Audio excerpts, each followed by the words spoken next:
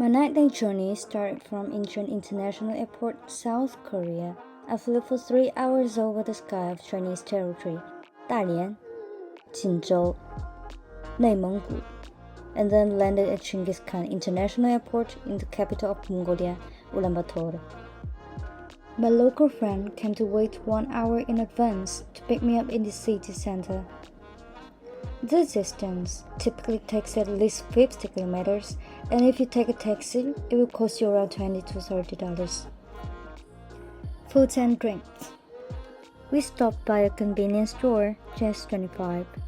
It's awesome that Korean convenience stores within the streets of Ulaanbaatar have solved my biggest concern. Most of the foods are quite familiar. If you come to Mongolia, make sure to prepare some extra snacks for the road because finding a restaurant or convenience store when living in the capital is damn hard. Then we move our asses from GS25 to Imart to see what interesting things we could find. So the first one is Mongolian milk, quite famous.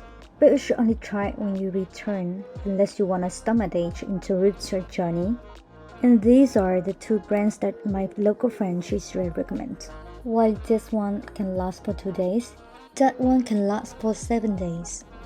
The second one, Mongolian sausage.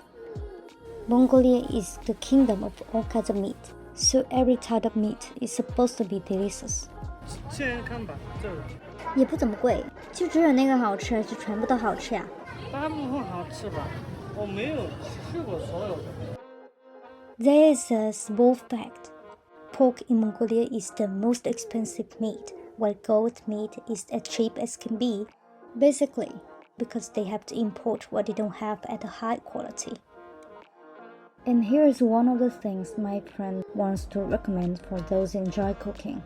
This is the material that Mongolian nomads used to carry when traveling on horseback, called bone soup powder. 不能去很远的地方，没有人的地方，不能做饭，找不到菜。那你就可以用这个粉来煮汤，特别的方便和轻松，而且有多量的蛋白质。Mongolian soups made with bone broth are rich and flavorful, and you can find the dish on the menu at pretty much any restaurant in Mongolia. We headed over to a couple of nearby restaurants to satisfy our empty stomachs. Pretty much every dish on this menu is a traditional one. You absolutely have to give this crucial dish a try. It's kind of classic Mongolian dumpling.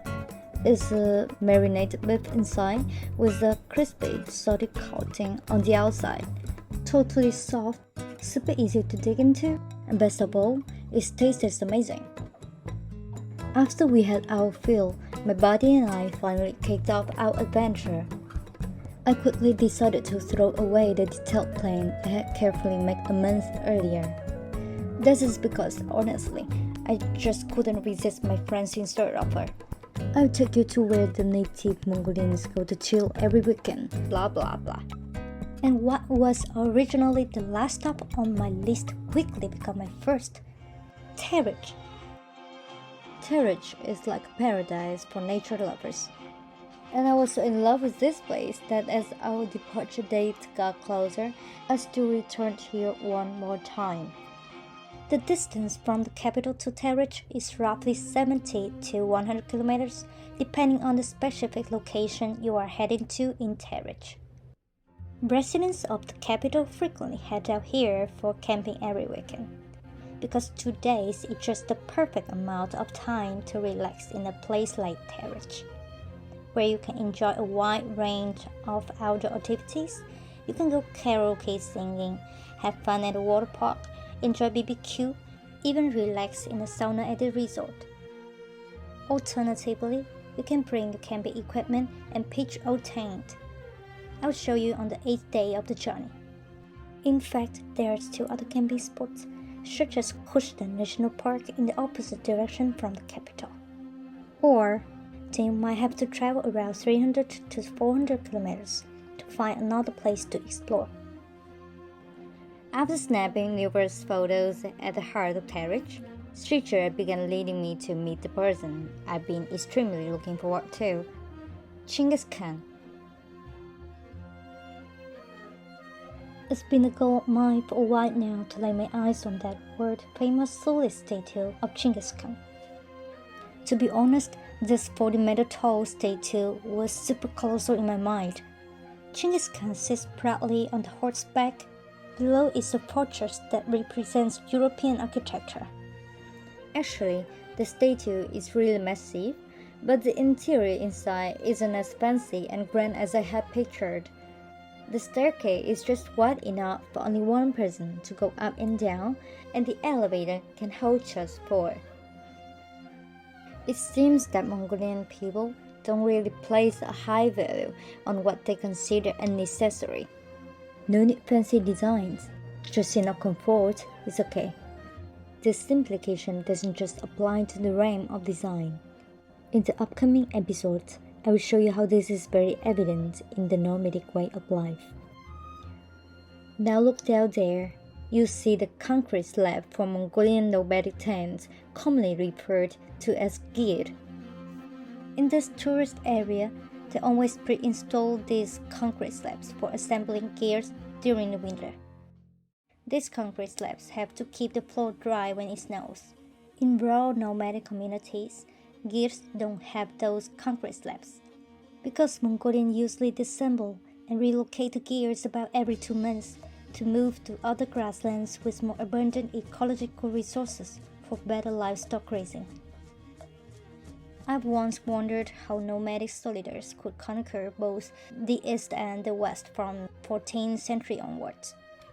Obviously, you can't continue the story without mentioning Genghis Khan, the individual who set the stage for great expansion, and also the one bearing the question mark of a responsibility for the death of 1/10 of the world's population at the time.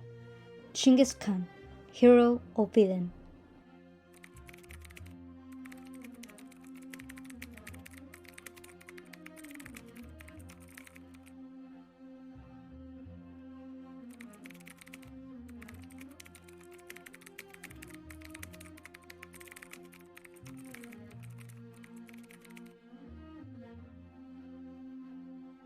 To Mongolian, Genghis Khan is their revered legend. A vast expanse of steppe, never before associated with a specific nation, began to firmly intertwine, marked by each border post stretching across the continents of Asia and Europe. Genghis Khan, renowned for his military prowess and strategic brilliance. However, it seems that the course of his hardness towards the other tribes was a mysterious death, and his body was never found.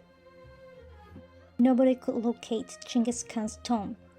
People can only speculate that it lies somewhere along the road leading to Xixia, Zhongguo. In order to prevent Xixia soldiers or hostile strikes from desecrating the tomb, Mongol generals rounded up tens of thousands of horses to gallop back and forth across the burial area, wiping away all signs. And then, one by one, they themselves committed suicide to ensure that no one held onto this secret. Well, I'll set aside the eerie stories for now. Let's turn our attention to something adorable inside the museum. Like the rosy cheeks of the queens of the Mongolian kings, maybe full-figured body were the standards of beauty in Mongolia. And this guy was a renowned that in the vast land of Mongolia in the early 20th century. Everyone knew his name, Ondor Gongor, because of his height, standing at 2.5 meters. Our journey to the Great Khan comes to an end.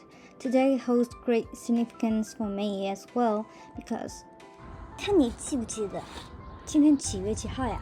今天是8月20几号？6号。谁的生日？你的生日，生日快乐！